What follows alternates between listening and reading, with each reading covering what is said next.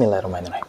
Assalamualaikum warahmatullahi wabarakatuh. Jumpa lagi dengan Brian Givan di video pembelajaran. Dalam kesempatan kali ini izinkan saya sharing tentang mata kuliah pengantar ekonomi dalam judul Ilmu Ekonomi dan Permasalahannya. Oke, dalam video pembelajaran kali ini saya akan membuat sebuah playlist baru, judulnya Pengantar Ekonomi. Jadi teman-teman kampus atau sobat kampus bisa langsung masuk kalau misalkan di kampusnya ada mata kuliah tentang pengantar ekonomi, langsung merapat ke playlist saya. Nah, di pengantar ekonomi tersebut terdapat 14 materi yang setiap minggunya akan saya upload secara konsisten tentunya. Dan pertemuan pertama kali ini kita akan membahas tentang ilmu ekonomi dan permasalahannya. Berbicara tentang ekonomi dan permasalahannya, terutama di Indonesia. Kalau misalkan kita belajar ini rata-rata kebanyakan ngebosenin, bikin ngantuk. Gitu ya. Tapi coba kita akan kemas materi pembelajaran ini agar bisa lebih semangat lagi, terutama buat kamu nih yang lagi nonton. Jangan lupa sediain perbekalannya, kopi, teh, susu, cemilan-cemilan, karena sambil belajar juga bisa sambil ngisi perut gitu kan ya, biar nggak terlalu ngantuk banget. Baik. Permasalahan yang sedang in banget tahun 2022 ini di ekonomi ya, tentunya flexing. Selain flexing ada perang. Nggak hanya itu, harga minyak. Banyak sekali permasalahan ekonomi yang membuat kita tuh jadi semakin berpikir, ini kita benar-benar dikatakan negara maju atau bukan? Atau kita masih berkembang aja? Atau mungkin kita negara yang mundur? Gitu kan ya. Nah, ada 3 hal tadi, flexing, lalu perang antara Rusia dan Ukraina, kemudian harga minyak. Ini semua adalah permasalahan ekonomi, teman-teman. Flexing kenapa dikatakan permasalahan ekonomi? Kita tahu, ini dia. Siapa dia? Kenal nggak ini? Nah, ini adalah Indra Kents ya, dan juga yang terbaru Doni Salmanan ditangkap, dijadikan tersangka atas kasus investasi bodong gitu ya, tadi binary option kalau nggak salah namanya. Nah, sebenarnya bukan itu yang saya sorot, tapi tentang flexingnya. Ketika ada seseorang yang menampakkan hartanya, kekayaannya, bisa beli ini itu, di Indonesia khususnya, yang notabene orang prasejahteranya, orang yang di hidupnya itu masih kurang sejahtera atau prasejahtera, melihat kegiatan yang dilakukan oleh para sultan-sultan ini pasti akan merasakan kecemburuan tentunya. Cemburu pastinya. Nggak hanya cemburu, pasti akan ada depresi. Setelah depresi, pasti akan merefleksikan ke dirinya. Ya, ekonomi kita pas-pasan, segala macam. Banyak tekanan, yang kaya makin kaya, timbul pergulatan di pikirannya yang menyebabkan banyak dampak lainnya. Akhirnya pulang ke rumah, hatinya gusar, stres, segala macam. Yang punya keluarga bisa bertengkar, yang punya anak bisa marah-marah sama anaknya, bahkan yang sendirian hidupnya bisa sampai bunuh diri. Ini adalah sebuah permasalahan ekonomi yang harusnya sama-sama disadari, dari yang sekedar flexing sampai meruntut ke hal-hal yang negatif tentunya. Tidak hanya itu, perang antara Rusia dan Ukraina berdampak pada harga apa? Harga minyak, harga gas, dan segala macamnya. Ini yang membuat dunia kita yang tadi ya saya bilang sedang tidak baik-baik saja. Semoga perang antara Rusia dan Ukraina bisa cepat berakhir ya. Amin, amin. Dan terakhir harga minyak tadi. Harga minyak ini kenapa bisa sebelumnya ya melambung tinggi dan sekarang sempat ada perataan nih tahun 2022, perataan harga minyak menjadi Rp14.000 dan itu pun harus dibatasi. 1 orang 1 liter gitu ya, apa 2 liter? Saya lupa deh karena saya nggak belanja minyak. Jadi ada pembatasan intinya ya. Jadi sampai di berita tuh sampai orang-orang pada ngantri pagi-pagi gitu hanya untuk minyak karena memang itu kebutuhan pokok. Tapi ada yang lucu loh. Kemarin ada orang terkenal juga di Indonesia yang bagi-bagi minyak sebanyak kalau nggak salah 16 ton deh. Bagi-bagi minyak. Pertanyaannya, Mas, dapat minyak 16 ton dari mana? Ini politik banget ya. Yang lain ngantri, dia punya minyak 16 ton. Dari mana itu minyak 16 tonnya? Oke, baik, kita langsung masuk ke konsep pengertian ekonomi ya, teman-teman. Gimana? Sudah mulai panas nih? Udah mulai panas ya? Udah mulai masuk nih ke aura-aura ekonominya. Wih, ya siapa tahu kan dari kalian akan muncul menteri-menteri ekonomi yang baru menggantikan yang sebelumnya. Pastilah, pasti ada orang sukses di depan saya ini yang menonton video saya ini yang nantinya kelak akan menjadi orang sukses, terutama di dalam hal ekonomi. Atau mungkin kamu bisa menjadi sultan tadi ya, sultan tadi, tapi ingat jangan flexing, karena dengan flexing kamu itu bisa menimbulkan permasalahan ekonomi tentunya. Nah, kita mulai dengan pengertian ekonomi. Ini slide-nya. Istilah ekonomi berasal dari kata oiko atau rumah tangga dan nomos, aturan-aturan. Apabila digabungkan maka akan menjadi sebuah kesatuan yang artinya adalah bagaimana seseorang, masyarakat atau bangsa berusaha untuk memenuhi kebutuhannya. Nah, seperti tadi Indra Kents, Doni Salmanan, bahkan mungkin kamu pasti kan punya cara untuk apa bahasanya? Berusaha untuk memenuhi kebutuhannya dengan berbagai cara. Salah satunya tadi ikut trading, ikut investasi dan segala macamnya. Bekerja mungkin ya. Namun ada cara-cara yang baik. Setelah dia kaya harusnya nggak usah flexing. Kata Prof. Renald Kasali itu, orang kaya itu harusnya berbisik. Nah, orang miskin biasanya berisik. Nah, jadi kalau kamu mau dibilang orang kaya, sesungguhnya ya bisik-bisik aja lah. Nggak usah terlalu berisik gitu ya. Orang kaya yang sesungguhnya, the real sultan gitu kan. Nah, jadi teman-teman, ekonomi ini punya banyak makna sebenarnya. Karena bahkan banyak sekali pakar-pakar teori ekonomi yang menyampaikan pendapatnya tentang ekonomi. Nah, pada kesempatan kali ini, saya memberikan kesempatan kepada kamu nih yang lagi nonton, coba ketik di kolom komentar, ekonomi menurut kamu itu apa ya? Atau saat ini kamu sedang belajar bersama dengan teman-teman kamu nih yang lainnya, coba diskusikan dengan dosen kamu bahwa pendapat kamu pribadi tentang ekonomi itu apa? Ekonomi sendiri ya, silakan tulis di kolom komentar atau share di forum diskusi bersama dengan dosen Anda. Selanjutnya slide kedua. Kalau ini definisi ilmu ekonomi menurut Adam Smith. Nah, Adam Smith nih menyatakan bahwa ilmu ekonomi adalah ilmu yang menyelidiki sebab musabab kemakmuran suatu bangsa. Lalu ada Hicks Pak Hicks ya, ini juga menyebutkan bahwa ekonomi itu adalah suatu ilmu yang mempelajari tingkah laku manusia dalam dunia perdagangan. Ada hubungan dengan perdagangan. Kalau Adam Smith ada hubungannya dengan kemakmuran. Nah, kalau kata kamu apa? Kemudian ada pengertian yang lainnya, saya langsung masuk ke kegiatan ekonomi. Kegiatan ekonomi itu ada 3 teman-teman di layar. Nah, dikecilin dulu ya. Pertama ada produksi, distribusi, dan konsumsi. Ini aja nih kegiatan ekonomi. Dibagi ya, selebihnya banyak nanti. Namun dari 3 ini pun juga akan banyak sekali materinya. Pertama produksi, bagaimana cara kita membuat suatu barang. Kedua distribusi, bagaimana barang tersebut mampu disalurkan. Lalu konsumsi, bagaimana setelah barang tersebut disalurkan ke konsumen bisa kita nikmati. Nah, kita mulai dengan kegiatan produksi. Kamu tahu apa itu kegiatan produksi? Pernah mendengar kata-kata produksi? Nah, kalau pernah mendengar kata-kata produksi, coba sebutkan di kolom komentar juga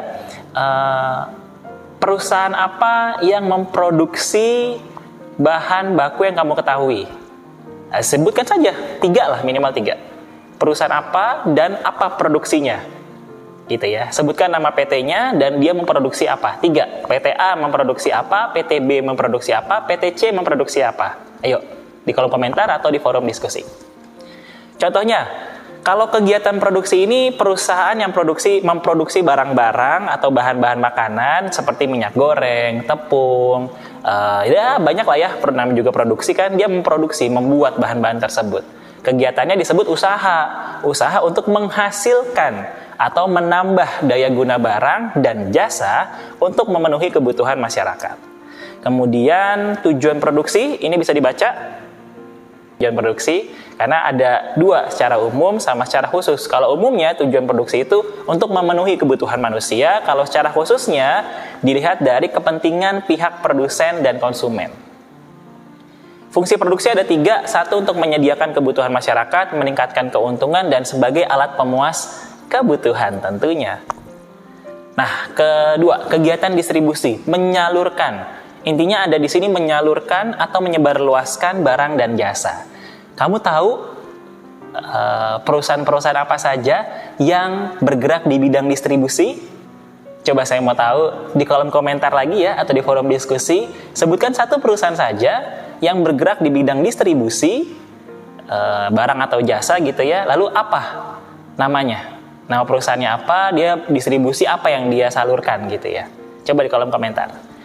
Dua sistem sebenarnya distribusi itu, ada distribusi langsung, ada distribusi tak langsung. Kalau langsung berarti produsen langsung melakukan penyaluran tanpa perantara, nggak ada pihak ketiga.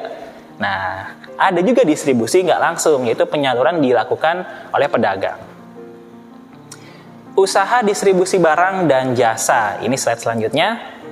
Nah, usaha distribusi barang dan jasa ini meliputi beberapa hal. Yang pertama ada perdagangan barang, lalu ada distribusi jasa, kemudian distribusi tenaga kerja.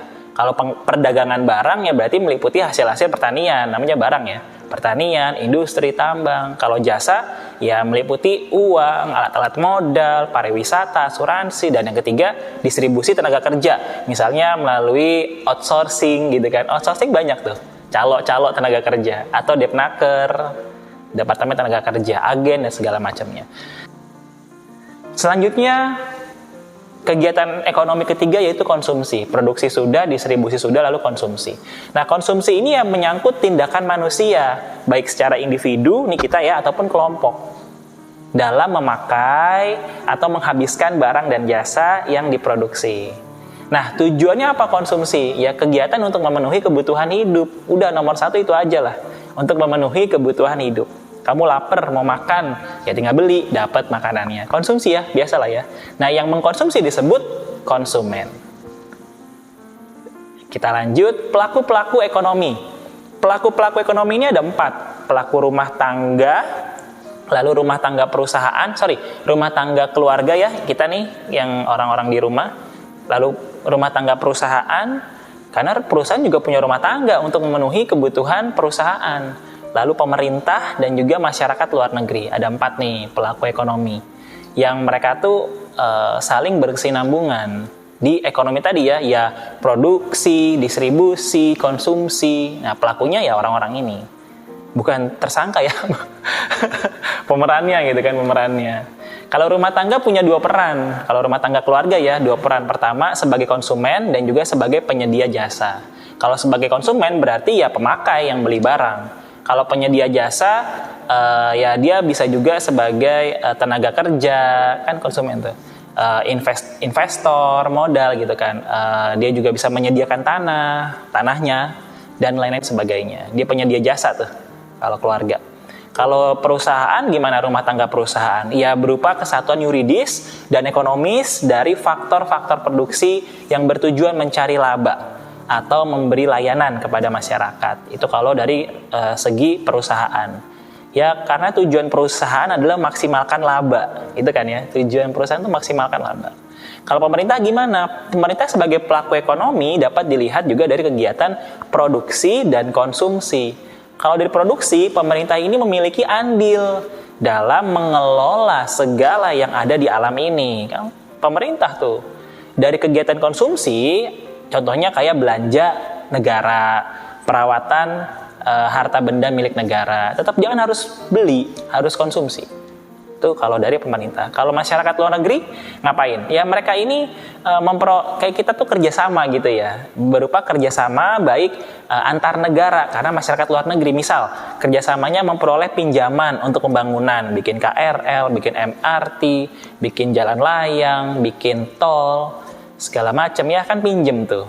Lalu ekspor hasil produksi juga sama, kita ekspor kan ke negara tetangga misalkan, atau kita mengimpor dari negara tetangga ke negara kita. Sudah tahu belum bedanya ekspor dan impor? Coba di kolom komentar. Menurut kamu ekspor itu apa, impor itu apa? Lalu pengiriman tenaga kerja, kita bisa mengirim tenaga kerja kita ke luar negeri, atau mungkin dari luar negeri masuk ke Indonesia. Kalau kita kirim ke sana biasanya disebut dengan TKI, TKW, gitu ya biasanya. Dan berbagi perkembangan iptek. Dosen mengajar, dosen luar negeri mengajar di kampus kita misalkan di Nusa Mandiri, dia mengajar. Atau misalkan kita yang berbagi pengalaman mengikuti seminar sebagai pembicara di Tokyo misalkan. Contoh seperti itu. Dan import barang tadi sudah. Oke, saya lanjut ke permasalahan. Nah, ini sudah mau 17 menit video saya. Permasalahan. Nah, masalah-masalah ekonomi ya. Masalah-masalah ekonomi itu satu, kemiskinan, kesejahteraan, lapangan pekerjaan yang minim, harga yang tinggi, profit yang pas-pasan, sistem ekonomi yang carut-marut, inflasi karena kebutuhan yang tinggi tapi barang-barangnya sedikit, lalu pertumbuhan ekonomi, hutang, ekonomi politik, itu semua masalah ekonomi. Nah, menurut kamu, selain tadi masalah yang saya sebutkan, apalagi permasalahan-permasalahan ekonomi yang kamu ketahui di Indonesia saat ini? Ya, minimal dari keluarga kamu lah. Yang kamu rasakan gitu kan ya. Oke, kita juga akan membahas tentang sistem perekonomian. Ada 3 kalau sistem perekonomian. Ini kan pengantar ya, jadi hanya sekilas-sekilas aja. Pertama, liberal, lalu sosialis, dan kemudian ekonomi campuran. Nah, kalau yang liberal ya berarti kayak Amerika gitu kan ya, ekonomi pasar bebas gitu maksudnya, liberal tuh. Terus kalau sosialis kayak Cina, jadi diatur oleh negara segalanya. Kalau liberal ya bebas aja ekonominya, bisa dari manapun masuk ke negaranya. Tapi kalau sosialis ya diatur sama pemerintah, nggak bisa barang-barang masuk ke Cina. Contoh seperti itu. Sama Korea Utara. Korea Utara itu dulunya dia nggak mau ada barang-barang masuk ke negaranya. Bahkan mobilnya pun, apa mobilnya Korea? Hyundai ya? Ya udah itu aja mobilnya, nggak ada barang-barang mobil yang lain. Mereka memproduksi sendiri. Contoh di Cina nggak boleh masuk Facebook. Dia punya sosial medianya. Weitu ya, Mitu apa gitu. Yang dari Cina ya, kalau kita kan Facebook. Mereka nggak main Facebook, nggak boleh masuk Facebook malah. Contoh seperti itu. Nah, ciri-ciri ekonomi liberal. Pertama, anggota masyarakat diberikan kebebasan sepenuhnya untuk menentukan kegiatan ekonomi yang ingin mereka lakukan. Masyarakat boleh menentukannya. Nggak dari pemerintah. Pemerintah tinggal ACC aja, jangan lupa bayar pajak kan gitu. Yang kedua, pemerintah nggak campur tangan dan tidak berusaha untuk mempengaruhi sistem perekonomian yang dilakukan masyarakat. Yang ketiga, para produsen barang atau jasa berapapun dan apa yang diproduksinya didorong untuk mendapatkan laba atau profit motif. Jadi nggak ada hubungannya dengan pemerintah lah istilah kata. Seperti itu. Nah, pemerintah bikin regulasi-regulasinya. Selain Amerika, negara mana lagi menurut kamu yang menganut sistem liberal? Boleh di kolom komentar ya. Makin banyak nih nanti di kolom komentar saya di YouTube atau di forum diskusi. Sebutkan negara-negara yang menganut paham ekonomi liberal. Lalu sosialis, tadi saya sudah sebutkan Cina. Kalau sosialis ini ya tadi ya, perekonomiannya diatur oleh pemerintah. Ya semua sumber daya ekonomi, alat produksi, tanah, perusahaan, bank sekalipun, dimiliki dan dikuasai oleh negara atas nama rakyat. Tak ada hak milik perorangan atas alat-alat produksi. Pokoknya semua punya negara. Nah itu Cina. Ya mungkin Cina bisa maju negaranya karena ini salah satunya. Enggak juga kali ya. Nah, seluruh kegiatan ekonomi atau produksi harus diusahakan bersama. Nggak ada usaha swasta. Semua perusahaan termasuk usaha lain itu adalah perusahaan negara atau disebutnya state enterprise. Pokoknya negara itu aja. Nggak, sih sosialis ya kita bilang ya. Cina. Nah, yang menganut paham sosialis siapa lagi? Negara mana lagi menurut kamu? Di kolom komentar. Dan campuran. Nah, kalau campuran ini perpaduan antara liberal dengan sosialis. Siapa yang negara campuran? Nah, coba di kolom komentar. Jadi kalau ekonomi campuran ini, sistem perekonomian bukan saja ditentukan oleh interaksi antara pembeli dan penjual, akan tetapi juga ada campur tangan pemerintah. Seperti itu.